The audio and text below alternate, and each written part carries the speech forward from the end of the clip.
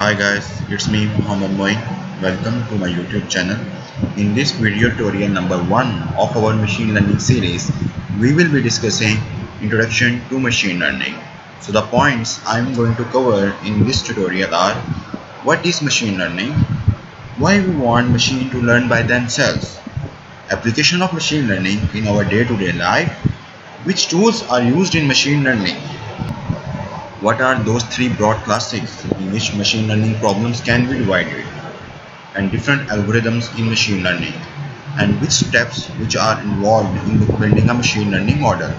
So let us start with what is basically machine learning is.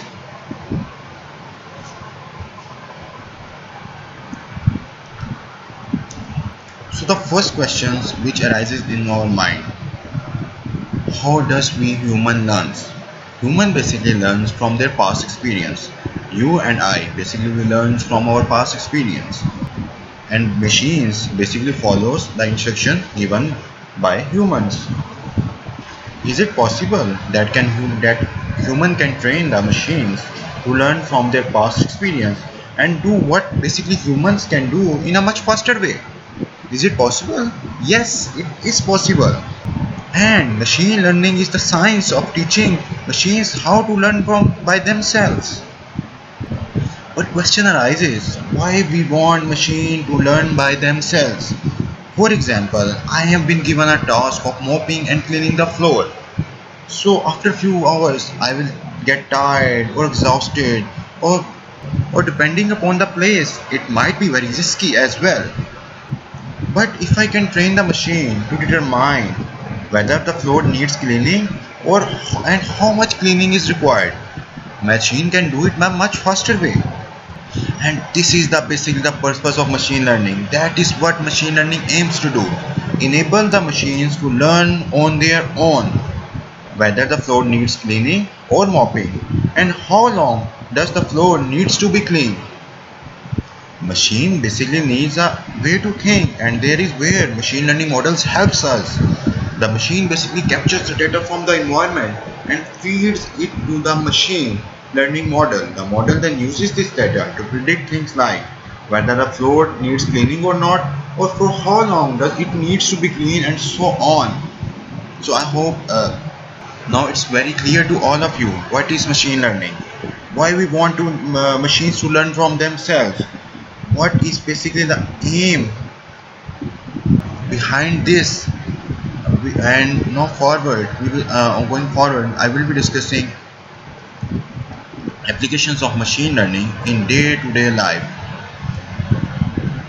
Now, as we all know, we all have smartphones of different companies. So smartphone detecting faces while taking photos or unlocking themselves isn't basically machine learning application itself.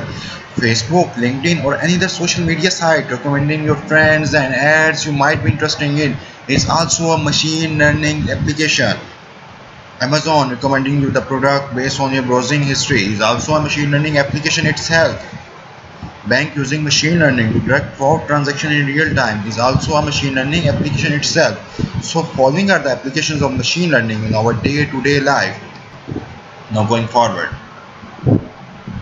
which tools are used in machine learning? Like the following language can be used for machine learning like R, Python, SAS, Julia, Java, JavaScript, Scala. While the most used languages for machine learning is Python, on basically you can say on second number there is R. So what databases we are going to study are SQL, Oracle, Hadoop, and visualization tools include Tableau, ClickView, D3.js. We have also Power BI as visualization tool as well. So what kinds of problems can be solved using machine learning? We can solve supervised machine learning problems, unsupervised machine learning problems, and reinforcement machine learning problems. So what problems included in supervised machine learning, and what basically is supervised machine learning is? Basically, machine learning problems can be divided into three broad categories, which include supervised machine learning, unsupervised machine learning, and reinforcement learning. So what basically supervised machine learning is? So supervised machine learning is used When we have past data with outcomes and we want to predict the outcomes for the future. In terms of machine learning, we say we have the labeled data. So supervised machine learning can be further divided into basically two kinds of problems: is classification problem and regression class problem. When we want to basically classify outcome into different classes, for example, whether the floor needs cleaning or not, the outcome will fall in one of the classes. Yes, it needs cleaning, or no, it does not need cleaning.